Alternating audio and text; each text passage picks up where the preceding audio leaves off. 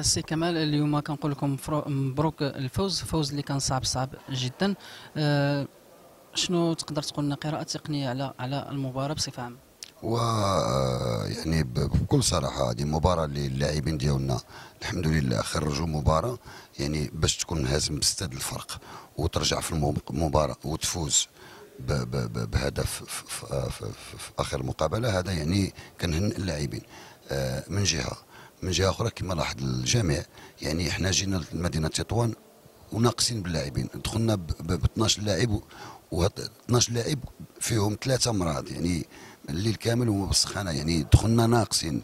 يعني حاولنا باش تكونش عندنا تغرى لا في الدفاع لا في الهجوم، نحاولوا نحتفظوا بنفس العناصر ونلعبوا بواحد بالايكونومي باش ما يكونش عندنا ارهاق في اخر المباراه. هادشي اللي تبين. آه كانوا عدة فرص اللي ما استغليناهمش، يعني أنا كنت عطيت تعليمات في الأول باش نحاولوا نسيروا المباراة ونمشيو بنقطة نقطة نقطة نقطة حتى تبقى ربع ساعة في آخر المقابلة نقدروا نديروا داك لاكسيليراسيون ديالنا اللي معود علينا. ما توفقناش، خرجنا خاسرين في الشوط الأول 3 أهداف. مع الدخول الشوط الثاني يعني تكلمت مع اللاعبين في المستودع الملابس. عطيت تعليمات باش نحاولوا نغيروا من الخطه ديال الدفاع، وهذه اللي نجحت لينا. درنا خطه 4-2، ويعني 4+2 ونجحت. رجعنا في سكور وربحنا. هذا هو المهم. وفي المقابله كنا جوج، واحد تصاب بالكسر في الاسبوع ديالو والاخر ولات عنده ازيرار صلاح، يعني راه دابا داير البلاطر، واللاعب الاخر غيمشي يدير البلاطر. يعني جوج اللاعبين داروا البلاطر في هذا الماتش. هو الذهبي احمد، يعني جوج اللاعبين من الركائز الاساسيه ديال الفريق. يعني وكنت مضطر، بقى عندي غير اللاعبين الشباب، كنت مضطر باش يدخلوا اللاعبين الشباب وما ما خدلوش، يعني داروا اللي في جهدهم. و يعني ثلاثه ديال الاصابات متتاليه مع عند لاعب شاب رجعنا في المقابله، وخلى لا دافيد لا عبد العظيم لا خالد لا يعني لا سعيد الاخوان كل شيء قاموا بدور اللي هو كنوه به، وتنشكرهم على هذا المجهود هذا.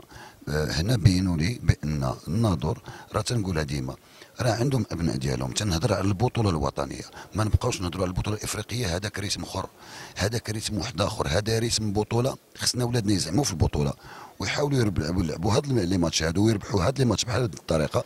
وان شاء الله مستقبلا راه كان ثقتنا كلها فيهم، وان شاء الله يشرفونا احسن تشريف. نفهموا من هذا بأنكم ما غاديش تطلبوا انتداب للاعبين جدد. ما كرهناش نديروا انتدابات.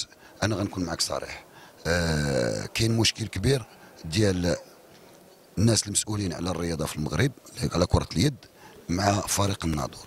يعني ما غنقدرش نقول لك العراقيل اللي دايرين لنا يعني في انتدابات اللاعبين. فضلنا مع المكتب هي غادي تخرجنا، واش نجيبوا لاعبين وندفعوا اموال طائله ونديو بطوله، والعام الجاي ما عندنا التفاريق، خصنا نخسروا اموال طائله باش نديو عاوتاني بطوله.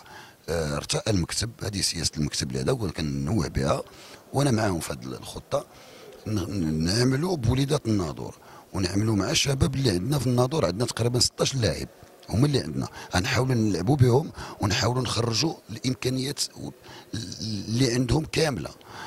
ولكن بالموازاة غادي نخدموا جميع الفئات، غنخدموا من المدرسه الى اقل من 21 سنه. يعني احنا المشروع حطيناه. هذا الاسبوع غادي يشوفوا السيد الرئيس باش نوقعوا عليه. العمل غنبداوه هذا الاسبوع ان شاء الله من نهار اثنين.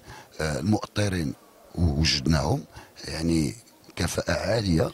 غادي نحاولوا باش هلال الناظور من دابا 4 سنين جميع الفئات غتكون كتنافس على البطولة وعلى كأس العرش ان شاء الله.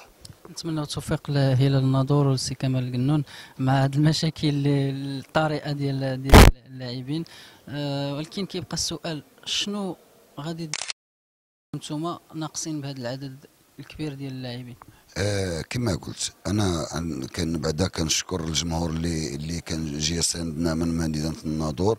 يعني يعني انا كل اسبوع كنتفاجئ في الجمهور، يعني ونعم. ونعم الجمهور اللي تتشوفوا دايز في المدينه وجاي بواحد يعني واحد العقلانيه ودايزين بسكات وجايين تيشجعوا الفريق ديالهم وجايين في رحله. يعني هذا الشيء اللي غنقدر نقول يجيو يساندوا لنا الشباب. انا الاسبوع الجاي غندخل عاوتاني 3 الشباب واحد اخرين، 3 الشباب ما حصلش ليهم لعبوا. هذه اول مقابله ان شاء الله الاسبوع الجاي في مدينه كان غنلعبوهم، ثقتنا فيهم ان شاء الله. احنا غادي نعطيوهم وغنعاونوهم، وان شاء الله كمجموعه عندنا لوساتور ديال المجموعه. ان شاء الله المجموعه كامله غتحاول تأدي يعني الدور ديالها وما تخليش حرف من الرساله، وان شاء الله نأديو الدور ونشرفوا كره اليد الهلاليه ان شاء الله. بالتوفيق استاذ.